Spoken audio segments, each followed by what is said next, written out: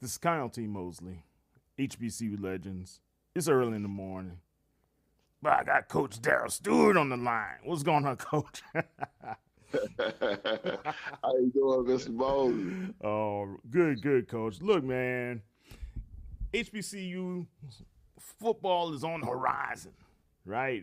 Man, we got a lot of stuff to talk about, but we're just going to talk about this one key issue that has been perplexing, and you brought it up, Coach, and it makes sense. What's happening with the world of the HBCU AD at this time? Not all ADs are made the same. I'm not going to speak negatively against every athletic director, but we've got to be able to tackle some of these issues, especially when it comes to entering certain deals, right? Right. And I know sometimes deals aren't approved just at the athletic director level. It could be an administrative problem as well. But North Carolina Central faces a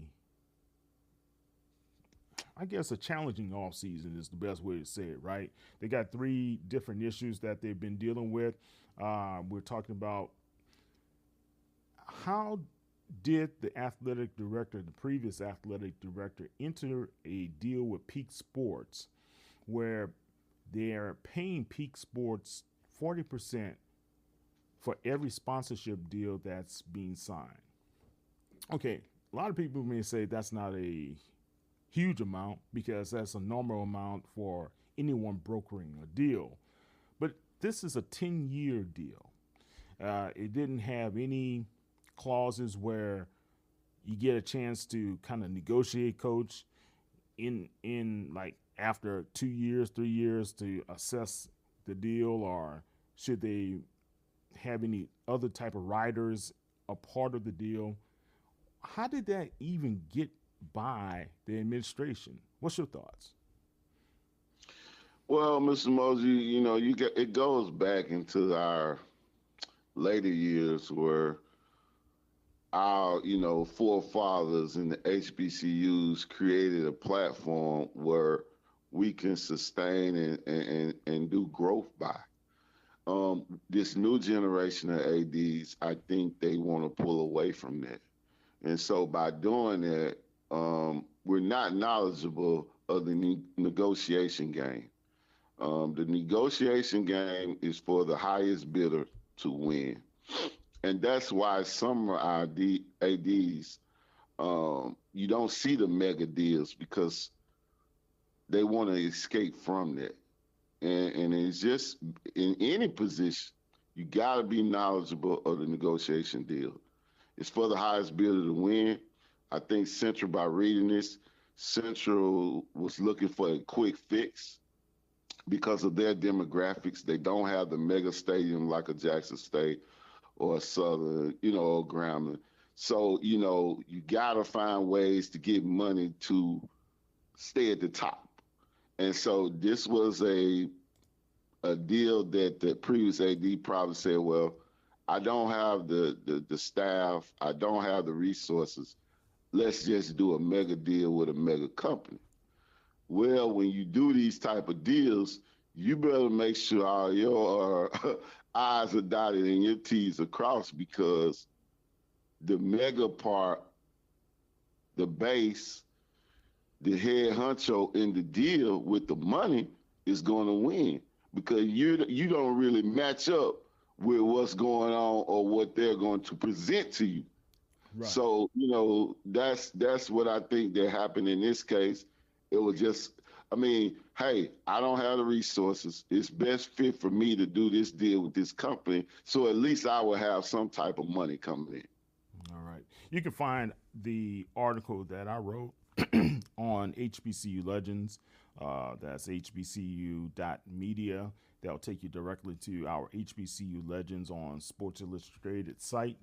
But Bonita Best, who is out of the Charlotte Post, she's the one who brought all of this to light.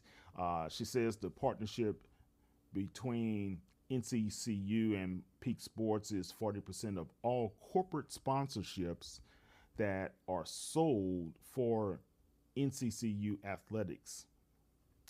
So in essence, for the next 10 years, well, it was a 10-year deal, so there are 7 years left on the whole contract, right? Right. So new athletic director Skip Perkins, when he discovered the contract and he sought out legal representation, his counsel, and he approached Peak Sports president Ryan Holloway about the situation. Of course, Holloway said no, he didn't want to get out the deal.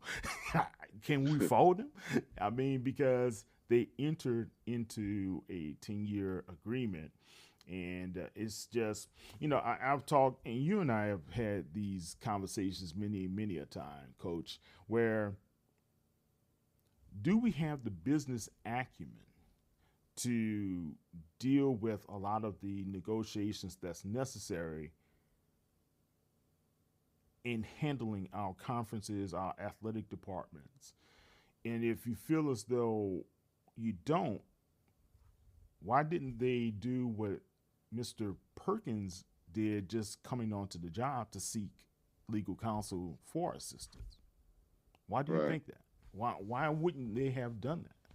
What's your thoughts? I mean, well, they had a change in presidents.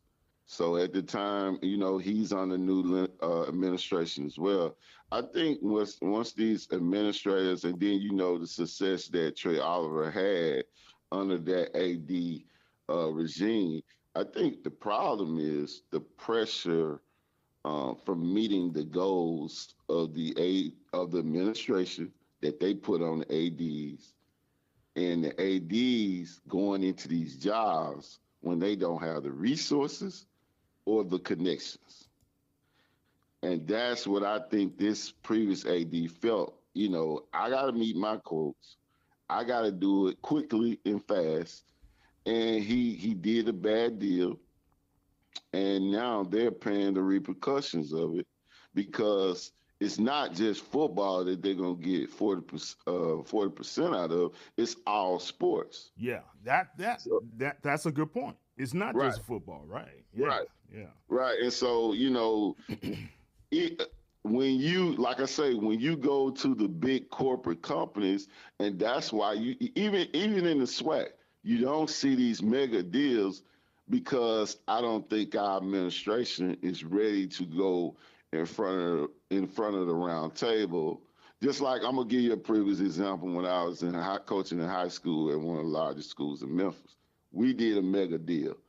What I'm saying is, when you do mega deals, it's not a one-on-one thing. You going in with the head hunter of the company, the person that's gonna put up the money, a city council person, maybe a leader if the mayor doesn't come in, because you're doing a mega deal and they want a part of the money. And so most of our people now, they don't really like the mega deals because it brings in a round table of people. But if you don't, and that's what we talk about on the radio show, if you don't like to do the deals, you can't be an AD. I don't see how you can do the AD job if you think you're going to sit on the phone and do a deal over the phone. It doesn't work like that. Yeah. And so I just think he got caught up like that. And as a result of it, you have a new president that's coming in. And now you have a new AD that's trying to figure it out, when he's really probably going to be closed in to after this 10-year deal. Yeah, he's a little bit behind the 8 ball, but it's not Skip Perkins' fault. This is happening at this time. And we've got 2 more issues at NCCU we're going to discuss as well. Right now, let's pay some bills. This is Kyle T. Mosley, HBCU Legends, with Coach Daryl Steward. It's your Saturday morning with Coach and Mo. And we Is your vehicle stopping like it should? Does it squeal or grind when you brake? Don't miss out on summer brake deals at O'Reilly Auto Parts. O'Reilly Auto Parts. Hanging out and talking a little bit about it. So we're going to have a quick pause. We'll be right back. Over. All right, Kyle T. Mosley back here with Coach Daryl Steward. Coach, man, NCCU has another situation that they have to deal with. There's a $500,000 settlement that was paid out to Duke Health. One of the reasons is that student athletes must have their own separate policy from the athletic department, right? And the athletic department had the provider for them was Duke Health. So what was happening was that the person in charge of handling the secondary insurance paperwork was not following the paperwork. And many of this happened because of the baseball program. Now get this.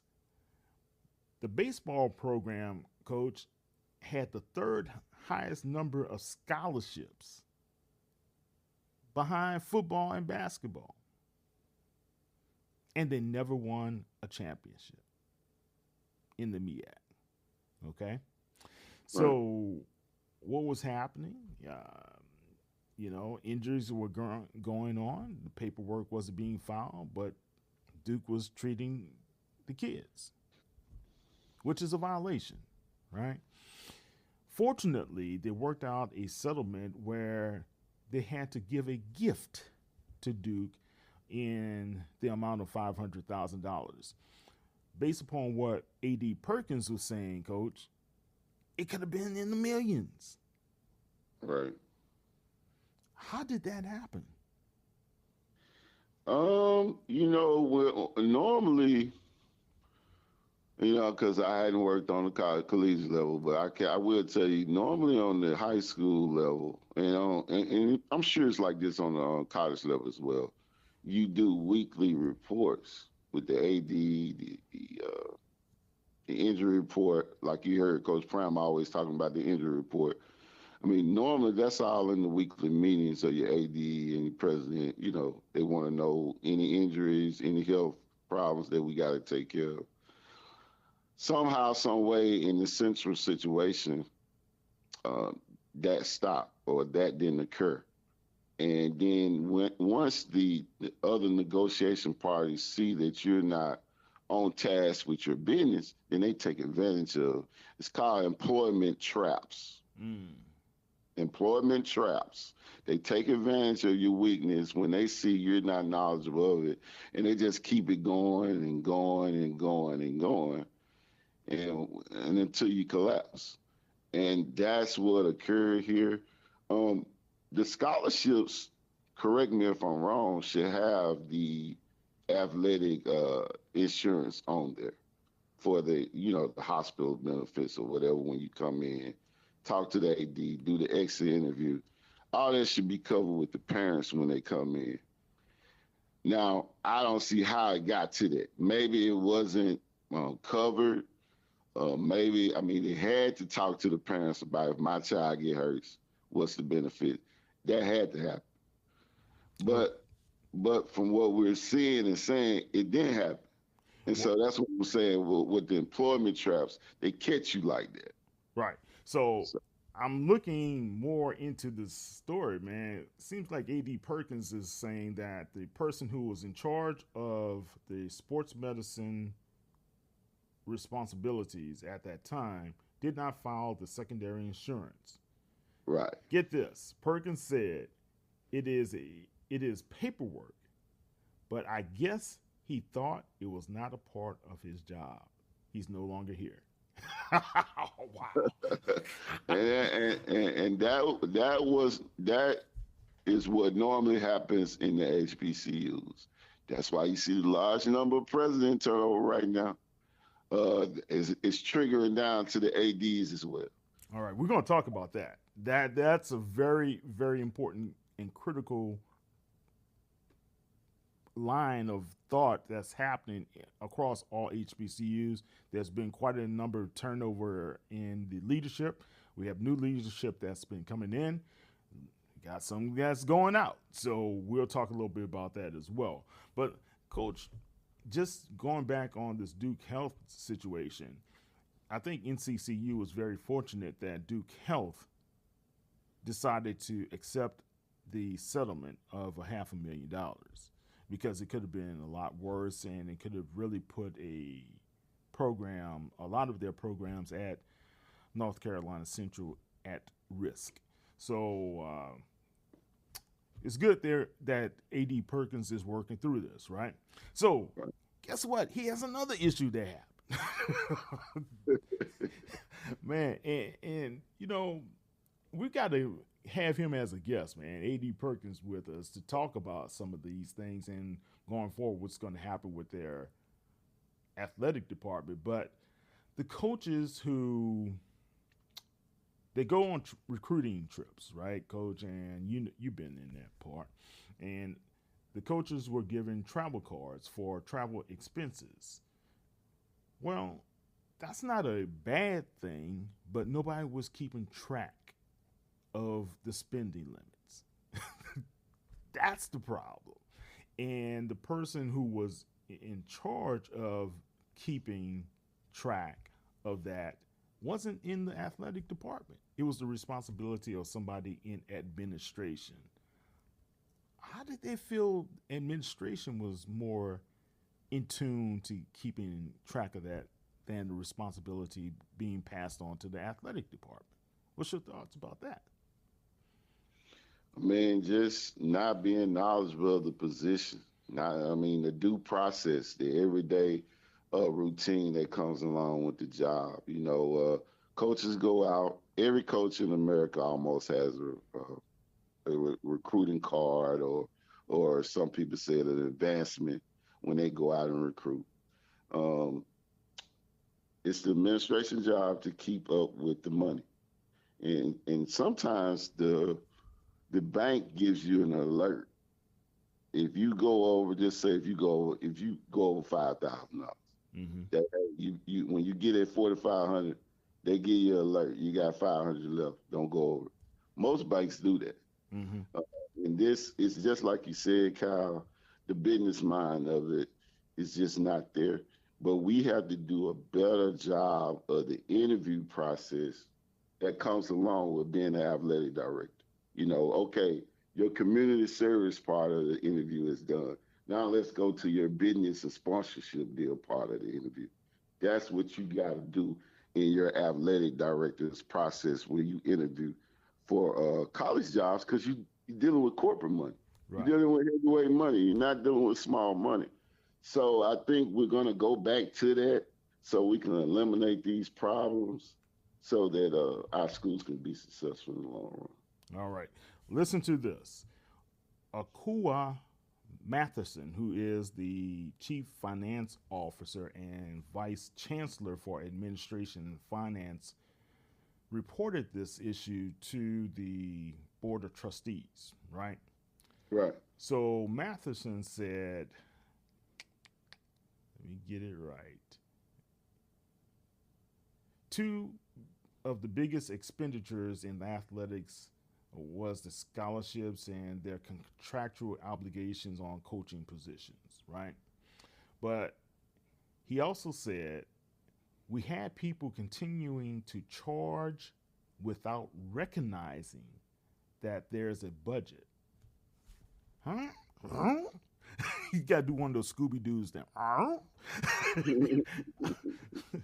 I'm like, so you give a person a card and you don't give them a set limit where they need to spend? But like you said, it could.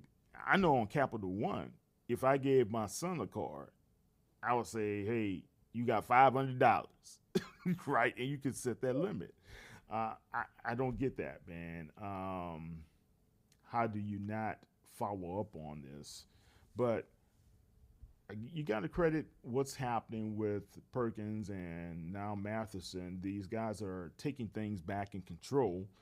They've given the responsibility of managing the budget back to the athletic department, and the associate AD is going to be responsible, as well as the AD responsible for managing the cards while these coaches are going on the recruiting trip. So they're cleaning things up. They're getting things right. It seems like North Carolina Central is back on track. But do you think this distraction is enough to kind of derail the direction that Trey Oliver is on at this time? Because, Coach believes he has the top program in the country, and I believe they do as well. What's your thoughts there? Yeah, I mean, he definitely is the top, the king of the HBCUs right now as far as his program, what he's done. But, it's definitely going to be a distraction. If keeping it at that high level, I'm sure Coach Oliver wants to stay in the best hotels, wants to recruit the best players. That all comes with a cost. And so if he can't do that, then it's definitely going to create a problem. Now, I think Central should do what Jackson State did with the buyout of the Heritage Classic. They're going to have to find a way to buy themselves out of this. If they don't, they're going to be in for destruction. It's no which classic are you referring to? The Heritage Classic. Jackson State bought themselves out of it, and they just say, "Hey, we got to get out of this deal," and so they just. But that's Jackson State. I mean, which one does Central have to get out of? That's what I was asking. They have to get out of the. They have to find a way to get out of this peak sports deal, which every deal can be bought out. There's no such thing as, hey, blah blah blah. I don't want out of it. Now you might not want to do it because it's going to cost a lot of money. Mm-hmm. But just think about this: if I get out of this deal, I'm probably going to be down for 1 or 2 years instead of 5 years. That could put your whole athletic program in the hole, and you might not be able to get out of it. Yeah, so it doesn't seem like they're going to be able to get out of it. Right. So the best thing to do now is go emergency plan, get with their sponsorship, get with their bankers, and say, hey, I got to get out of this deal. Let's see if this guy would accept or whatever buyout, and let's get out of this deal. If not, it's just not even working out. It's not going to be you're not going to get the coaches you need on this level. You're not going to get the players because this deal is just a mistake by the university and by the past administration. So somebody has to be held accountable. Okay, cool. We will be right back in a few moments, and you'll be back with Coach and Mo. All right, Coach, we are back, man. We've been talking about North Carolina Central and some of the situations they've been going through at this particular time. We both believe that NCCU is the top dog right now in all of HBCU football. They opened up against Alabama State, which, Coach, you and I have been talking a lot about what Eddie Robinson Jr. has been doing over there in Montgomery with the Hornets, man. They bring in Andrew Body, who is in all essence, you got to say he's the top quarterback in all of HBCU, in my opinion. He's the most senior quarterback in all of HBCUs. He's been at Texas Southern for the past 3 years. Of course, last year he only played, a game, and he had to do the medical red shirt. But Andrew has, and I read the stat, he's the only quarterback right now in the whole SWAC that has passed for a touchdown against all of their opponents. So right now, Andrew Body is the leader at Alabama State. They go against Central in the Orange Blossom Classic. How do you think that's going to come out? Do you think Alabama State has what it takes to be able to go to Miami and defeat Central at this time? Or do you think it's just going to be a tight game? I think it's going to be a real close game. But, I think what's going to happen is the coaching is going to come into this game. I think you have a coach that's been there before, that knows how to win it at the highest level in front of a hostile crowd. Then you got the new coach that's coming in that hadn't been there before, but is still doing a great job at coaching. So, I'm going to give an edge to North Carolina Central because of the seniority in their coach. And but it's going to be a close game. I'm saying 23-20. Great game. Maybe Central kick a field goal and win it. I'm going to say that part. But I just got to get it. It's just so much experience with Central going in. Got to get an edge to them. Can Central run the table this year? If they open with Alabama State, then they face Elon, which usually that's a loss, right? Right. Then they face North Carolina, which that's going to possibly be a loss as well. But this year, since there's no Drake May, could it be a lot closer than people anticipate? Right. Coach Trey Oliver has a big task, being the king of HBCU football right now. A lot comes along with it. And he's going to be up for it, though. He's been in these moments. He has great players at Central. And so, it's going to be a tough first 3-4 games. But, if they make it through it, last year he had a couple big wins against big opponents. So I don't think that's going to affect them like that.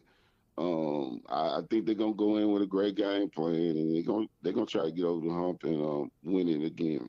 Yeah, of course, Walker Harris is replacing Davius Richard as the starting quarterback because Richard was the senior. He's gone on, and hopefully we'll be getting some announcement about him signing before training camp for one of these NFL teams. But Walker Harris is somebody that coach is depending on. But the good thing is in the backfield, you still have the trail Mookie Kalia who's returning, so we got Mookie coming back, and I think he's going to be in his senior year this year, right? So that's going to be good for those guys. So after they face North Carolina, they got to face North Carolina A&T, and then they have to face Norfolk State, which Coach Odoms is in that pivotal year for him, man. I think they could beat both of those squads. What are your thoughts? Yeah, I think so as well. Unfortunately, I don't know what happened with Coach Odoms in Norfolk. You had a championship coach in the SWAC to leave and go to another conference, and it's just been downhill for him since he got at Norfolk. And that's not he's not that type of guy. He's a winner. Just don't know what happened there, but you just gotta get an edge to Coach Oliver, who worked under Coach Odoms. So the championship pedigree is there. I just think sometimes you have to be careful what you ask for, but let's just hope these coaches come out of this victorious. All right, then they go in to face Campbell, man. Now, this year in Campbell, there's a lot of transition going on, right? So that could be a game that's winnable for those guys. Yeah, I think so as well. Coach Minner is gone. He did an outstanding job there. Now the new coach is coming in. And so, even in the SWAC, all new coaches even head kill. So you don't know what this opponent is doing, and you don't know what that opponent is doing. You just know you have to go in with a great game plan and be ready to play football. All right. Then they have to face Virginia Lynchburg. Well, guys, that's an L. No, not for NCCU, for Virginia Lynchburg, in my opinion. Morgan State, that's going to be a good one. Damon Wilson's program is up and coming, up and rising at Morgan State. Going against these guys, that's going to be a MEAC showdown. Might be a close one, but it's a homecoming game for Central.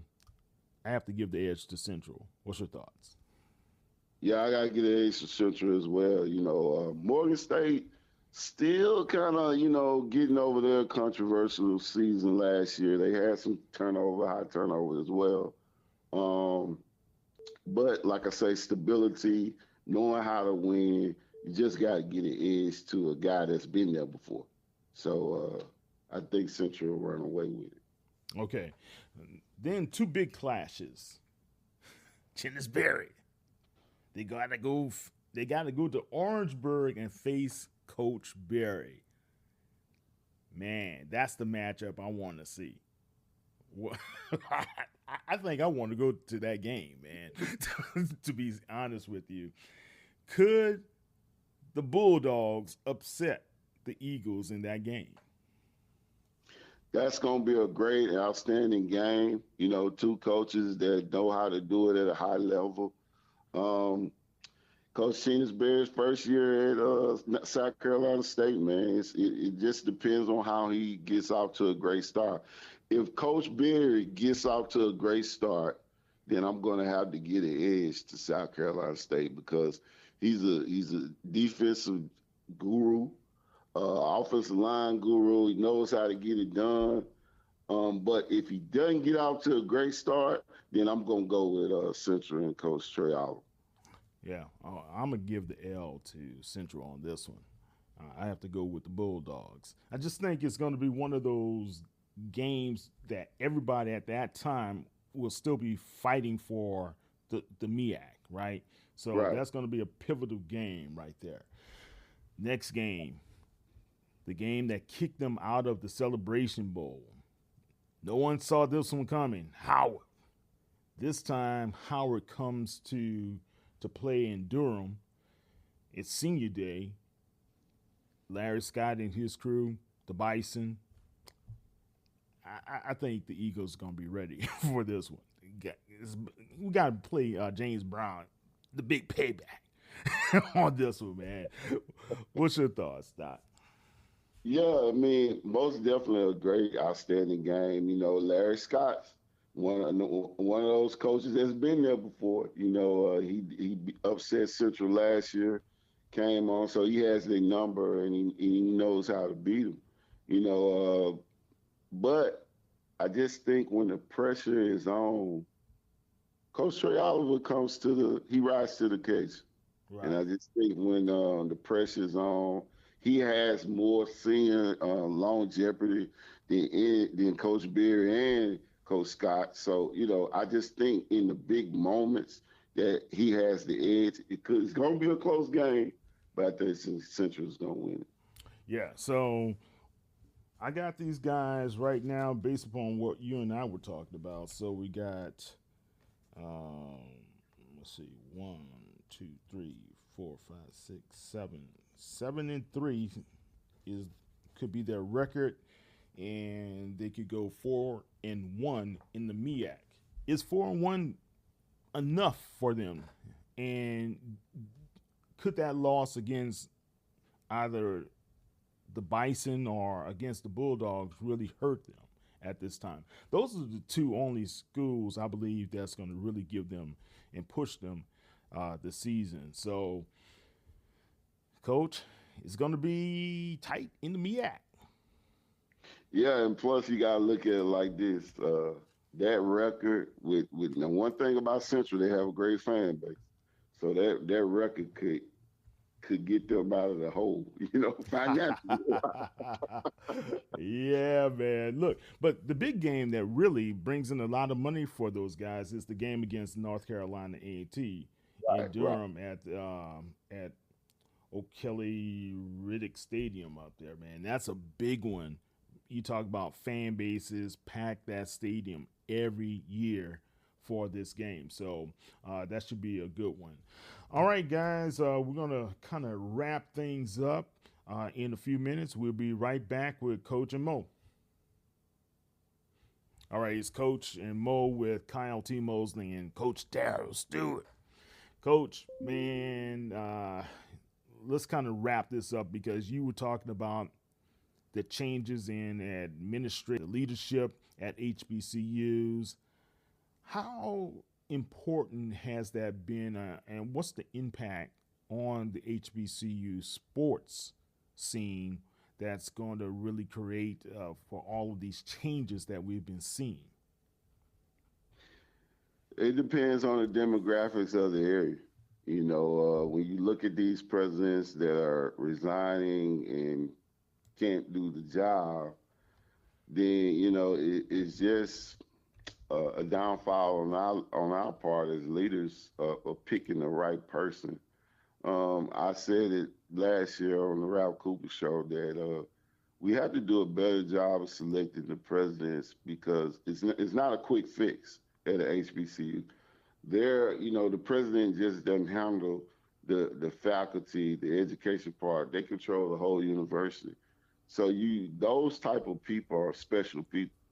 And it's just not, back in the days, your president interview was an all-day interview. It's no quick fix. What's going on now?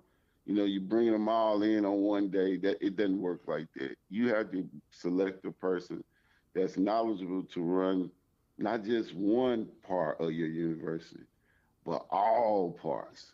That's how the HBCUs are ran. We're selecting people that are just knowledgeable of one position. That's why you're having so many problems in athletics because we're not selecting that particular leader that knows the whole package of being a CEO and president.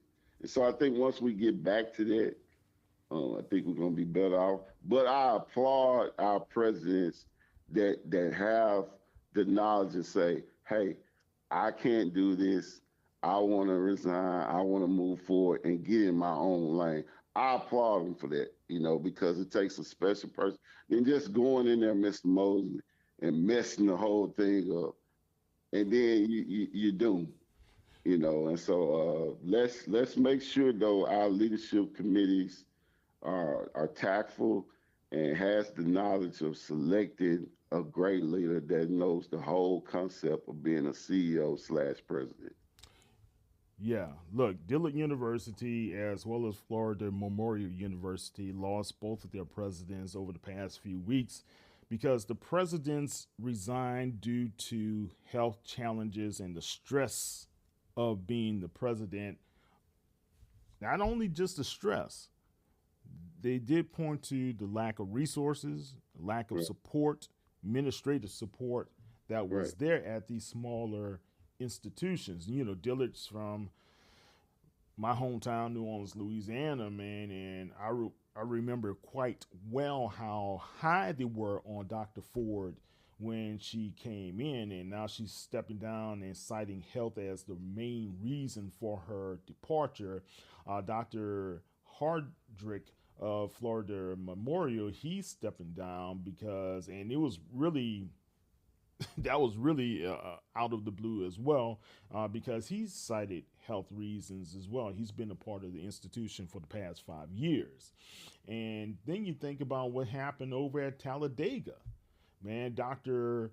Vincent stepped down and he's leaving the job, but they were able to bring in Dr. Walter Kimbrough, who was the previous president at Dillard University. So I just think, man, all in all, we have a lot of turnover. And I know we've been able to fill a couple of posts, and there's been new hires at leadership positions. I think Tennessee State the only one that's still open right now in the major Division I? Is that correct? Yeah. And I wanted to touch base to you on this too, Mr. Moses, that occurred in some of these presidents resigning. You got to know this. These institutions are in major cities. And so presidents are saying, hey, not only do you have to deal, just say with a Dillard, you're being in New Orleans. I mean, New Orleans city council mayors and their government, they love their universities. They're going to make an impact. They're not going to want you to fail. So you're constantly meeting with these people as well. And so not every leader is up for that task. The same thing in Florida Memorial is in Miami. So, I don't think these presidents will say, hey, I'm the president, but they don't know what's, intact with these jobs. It's constantly meetings, it's constant paperwork. And so let's just look at our selection committees and say, hey, we got to find the right person. how is a USC doing it or LSU doing it? By being in these mega cities, they're finding the right CEO that can deal with these not large institutions, but when they over 5,000 people for one person, that's quite a few. That's quite a few people to deal with. So we got to do a better job of selecting that CEO and leader that can handle the whole concept that comes with being an HBCU president. Good point. A report on diverseeducation.com talked about the HBCU departures, but they also listed this, man. Get this. In 2023, the American Council on Education, the ACE, released a study with over, they surveyed over 1,000 college presidents, and they talked about the tenure of a presidency, right? So in 2006, presidents spent on average 8.5 years with a school. Okay. Man, that has dropped off in 2022. That went down to 5.9 years. So over half of the current presidents revealed in that study that they plan to step away from their roles within the next 5 years. So expect more turnover to occur, man. That's something to really consider there, man. And I'm to piggyback off what you just said, Mr. Mosley, you're absolutely correct. I like the new model. Everybody's saying the new generation. I like the new model what Southern University just did. They say it's no longer one person can handle all these universities. So they have what you call now president / chancellor. So you have a president that handles the Shreveport campus. You have a president that handles the New Orleans campus. Then you have a president that handles the Baton Rouge campus. So, we have to come to our senses in these, like Tennessee State, prime example. I mean, I'm not going to say we don't have nobody that can handle that school in a large city like Nashville, because you got to deal with the city of Nashville as well. But, being the part that it's taking him so long to find a president, they're saying, hey, we might have to go a different route on selecting one person for these large institutions. Because, are we going to find that one person to handle these mega universities? We got to, delegate some of these responsibilities. Well, is it too much for one person? But it's kind of surprising that Southern, after all these years, are now taking that approach. When you look at larger institutions, you have, let's say you have a president or you have a chancellor, then you have a vice chancellor over this or a vice chancellor over that. And, so there's ways to delegate that. I just don't understand why Southern, after all of these years, just coming to that realization. So the word is, the bigger the money, the more the responsibilities. And let's just face it, they're growing. A lot of these HBC FAMU, they're growing. Jackson State is over capacity right now. So, most of these institutions are growing. One person, let's just face it, Ms. Mosley, you know this by being in me, one person can't do it. And I think this approach by hiring the CEO / chancellor / president, I think this is the new wave, because one person, when you get over that 4,000 number, you kind of, you ask yourself, hey, can one person actually do this much work? So it's a lot to put on one person. I like the new approach. Let's hope the rest of the universities in these mega cities like New Orleans and Miami, Nashville go to this approach. Yeah, of course. Guys, this past week, we just, I wouldn't want to say celebrated, but it's been 15 years since losing one of the greatest HBCU quarterbacks of all time, Steve McNair. And prayers still to his family to deal with that loss, a tragic loss to all the sports, such a great quarterback in the National Football League, as well as a collegiate quarterback who should have won the Heisman that year, in my opinion. So, yeah, man, he was just one of a kind. So, and Doug Williams, if we hadn't had a chance to report, he is now the special advisor to the general manager of the Washington Commanders. So kudos to you, Doug. Great to see that you are. And what he told me, Coach, he said, Kyle, it's great to feel respected. That's what he said. He told me, he said, Kyle, it's great to feel respected. He's in one of those demanding positions now. I hate that he got it so late, but proud of Doug and what he's done.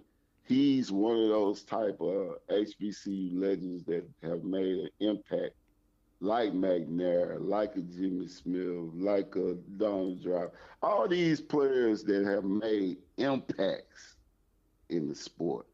You know, let's hope he keeps it going, and hopefully he can give us that HBCU Legacy Bowl now that he's in a big position. He might say, hey, man, y'all handle that now. So he ain't turning it over. He ain't turning it over. He ain't turning it over, man. I can let you know now. I just had a great interview with Dr. Kiki Baker-Barnes, and we're going to release that later today. Dr. Barnes and the Gulf Coast Athletic Conference is now known as the HBCU Athletic Conference. That's a great branding name, right? That's just straight up to let people know we're here and they're growing. They just expanded their league. They have 3 new schools, like Wilberforce is coming on with them. Voorhees is coming on with them as well. So kudos to Dr. Baker-Barnes. Of course, if you don't know the league, they also have Dillard University, Fisk, and all those guys are part of that the former Gulf Coast Athletic Conference, now the HBCU Athletic Conference. And also Urban Edge Network formed an alliance with Stats Perform. And this is very critical, Coach. A lot of people, this is kind of gone under the radar. Stats Perform and Urban Edge Network, they're going to be able to have real-time stats for HBCU players of all leagues in one spot. So as a media professional, that's going to help me. I don't have to jump around from conference to find who's doing what, or go to the NCAA site to get the stats right there, man, and trying to extrapolate it from that. Now it's going to be in one spot. That's a huge deal, man. What's your thoughts about that one? Yeah, we congratulations to the conference on expanding their league, but and I'm glad you brought that up, Kyle, because this is what our ADs need to understand. The more these other conferences, especially HBCUs, they tap into your population now. So, Dillard's going to grow. Southern has a branch in Dillard, so their fan base. That's why your ADs have to be working. It's no easy job. And I commend that they are paying. You see the big dollars that all our athletic directors receive in their extension. I commend the universities for that, because guess what? Just like you said, they're not only doing paperwork, but they have to now get the respect of their population and communities, because what this lady is doing in the Gulf Coast Conference, she's stealing populations in these cities, Kyle. And she's steady growing her conference, which she's going to be a force to reckon with. Yes, she is. Dr. Barnes it's no joke what she's doing, and she's been very strategic. She told me the goal from the start was to be able to make sure we magnify the brand and grow the conference. And in her 3 years of doing just that, you see the partnership that she's been with Urban Edge Network. she's gotten her conference online where all of their basketball games, baseball games are being streamed. The schools are making money now off of that business model. It's going directly into their pockets. Technology has improved. Think about that, man. Yeah. This is a small conference.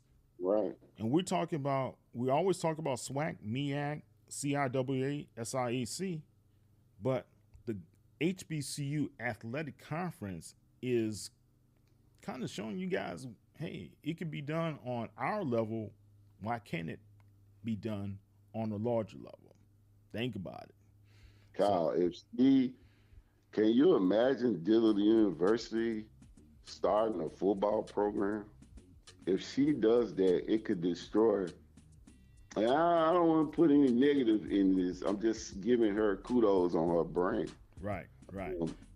Can you imagine with the fan base and the large amount of students that Dillard has in the city of New Orleans?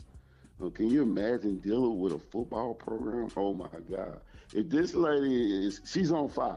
If she keeps it going, who's to tell what she might end up doing, Kyle? That's right. All right, just blow the whistle on her, baby. And look, Dr. Barnes, keep partying. She's having a good time right now in Essence Fest. She said, Kyle, this is my vacation time. I'm just having a great time. And I know she partied hard. I've seen her in action.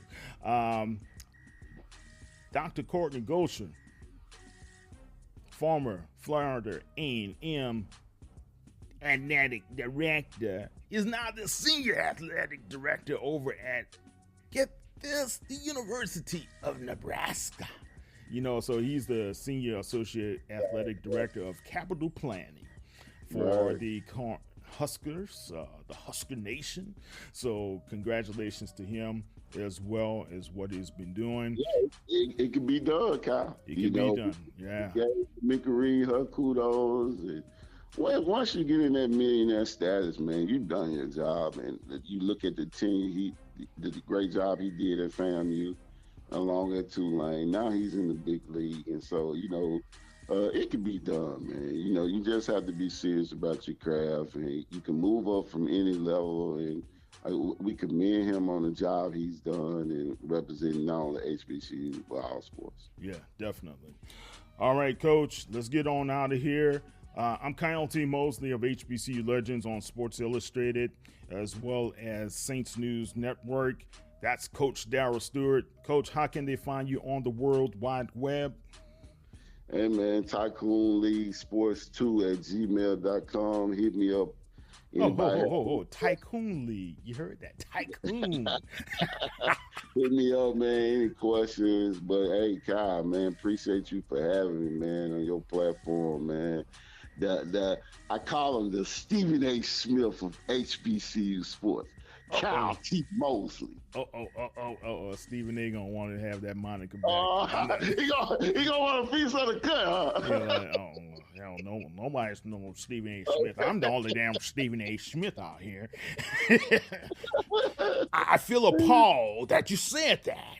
That how can he be known as the Stephen A. Smith? Yeah, I'm the only one. I am the man. I'm getting the multi-million dollars. Nobody knows who Kyle T. Mosley is.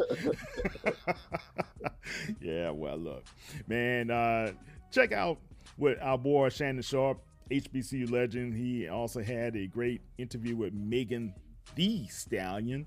That was pretty good to see. But there's one other thing. Oh, guys, I'm a Morehouse graduate. Go out, get your tickets for the Morehouse Howard game at the HBCU New York City Classic. It's going to be September 14th, if I'm not mistaken. Get your tickets. There's a discount right now online. Remember the first season, 35,000 packed MetLife to be able to watch. Yeah, but not only that, Kyle, I thought you was going to say the mega issue that's going on in college sports today. Man, I'm sure you heard it out there in the Houston area, but this Caitlin Clark, Angel Reese, Rick of the Year poll is crazy right now. Did you see those numbers that Caitlin Clark had? Yeah, yeah. Your thoughts on this, man, before you go, man. I get asked about it all the time. Okay, It's hold on. Let's pause. I'm gonna pause our outro here. All right, yeah. Let me give you my thoughts. One is crazy. I got the numbers here. Hold on. Let me pull up these numbers, guys. It's very biased, in my opinion. Number one, and of course, all-star voting is a biased situation. So I'm not disputing that. But check this out. In 2023, we're talking about last season, the All-Star voting, these were the top five. Asia Wilson, Breanna Stewart, Brittany Griner, Aaliyah Boston, and Jackie Young. Asia only got 95,000 votes last year. You hear me? Hold on, Coach. Got you disconnected. All right, Coach, you back? Yeah, I can hear you. Okay, all right. So you only had 95,000 votes for Asia. This year, the top voters, the top that received the votes was number one, Caitlin Clark, Aaliyah Boston, Asia Wilson, Breanna Stewart, and Angel Reese. 700,000 votes for Caitlin Clark. Wow. Yeah, that's the big, not only just the rookie of the year is going to be, I'm really scared for both. We're going to talk about that too. Hold on, man. But check that. Let's just stick with the votes right now. Let's stick with the votes. 700,000 to Caitlin Clark. Aaliyah Boston, her teammate, right? Right. 600,000. Asia Wilson, who is the best player in all of women's basketball, 600,000, only 600,000. She was the top vote getter last year. We're talking about the two-time MVP, and she might be a three-time MVP this year. Then Breanna Stewart, Stewart, she's always good, 400,000. Angel Reese was fifth at 381,000. Okay, so that's a huge amount, and you see stadiums are being filled, right? You saw the last weekend, Las Vegas Aces hosted Caitlin Clark and the Fever, sold out arena there. The streaming was huge for them. I think they had at one point around close to 3 million people watching the game and everything. You're seeing huge numbers. You've seen a transformation in the WNBA and how that sport is being produced, and it's great to see.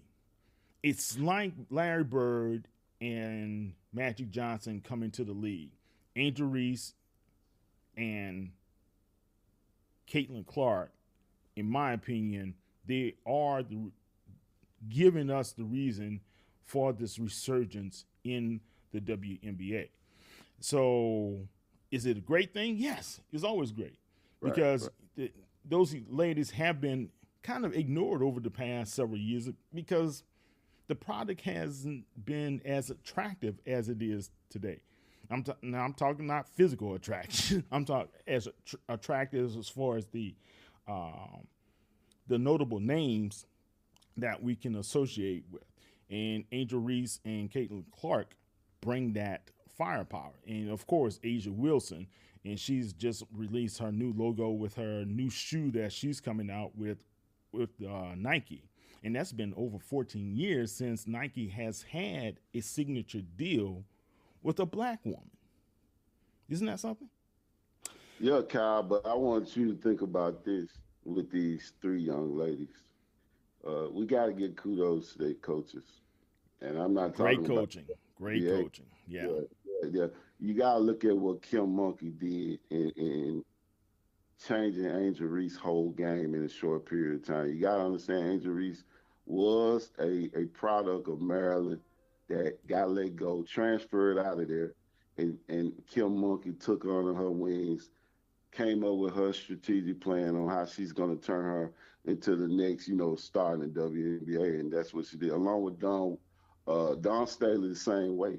I mean, we got to find other coaches and athletic directors that can follow these, not just women, but men, everybody's that is exceptionally well in being a great leader. We got to find a way to expand and pass the baton to other people. 2 people out of 119 schools, that just doesn't cut it. It's got to be more people. And so just the job that they did, turning these athletes into mega superstars, hey, man, it's phenomenal, man. Yeah. So also, Angel Reese and as well as Caitlin Clark, these guys are in the top 2 consideration for Rookie of the Year for the WNBA already. They both are all-stars. They will be participating on the same team for the All-Star game, so that's going to be fun to watch. Guys, just go and support what's going to happen. You're going to see a great product that's being produced. I think the NBA gets it now, that the women can be a financial resource for them. Over the past, I think they say over the past several years, the WNBA has been in a deficit. I don't recall how many millions of dollars, but it is in a deficit. And right now, with these 2 young ladies and the new talent that will be coming into the league, think about, is it Flau'jae? She's going to be next year? Flau'jae is the top player in college women's basketball next year. She could do record-breaking numbers as well.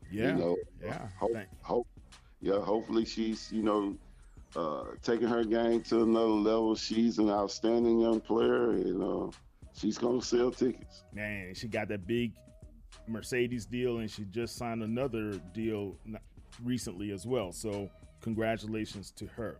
Oh, don't forget about Juju. Juju. My girl at USC. Yeah, Juju. Yeah, look, she could possibly leave after this season too. Yeah. Don't forget about Juju. Is right, man. She is a baller. All right, I'm Kyle T. Mosley with Coach Daryl Steward this morning on HBCU Legends. It's going to be our Coach and Mo show, and we're just going to have a good time, kind of give you guys, maybe we can do it every Saturday morning, or we can sometime during the week, give you a rundown of some of the major topics in HBCU sports, and just give you our perspective on that as well. Also, follow me at Black Sports Insiders. Go to blacksportsinsiders.com and you check Black Sports Insiders on Twitter as well as on Facebook and IG. And just give you guys something. We have a new channel that's going to be out this fall, and just give you guys something new to listen to from us as well. I'm Kyle T. Mosley of HBCU Legends. Coach, thank you so much, man. Have a great weekend. Thank you for having me this morning, Mr. Moses. Thank you, sir. You're welcome, Doc. We'll talk to you later. Take care. All right, sir.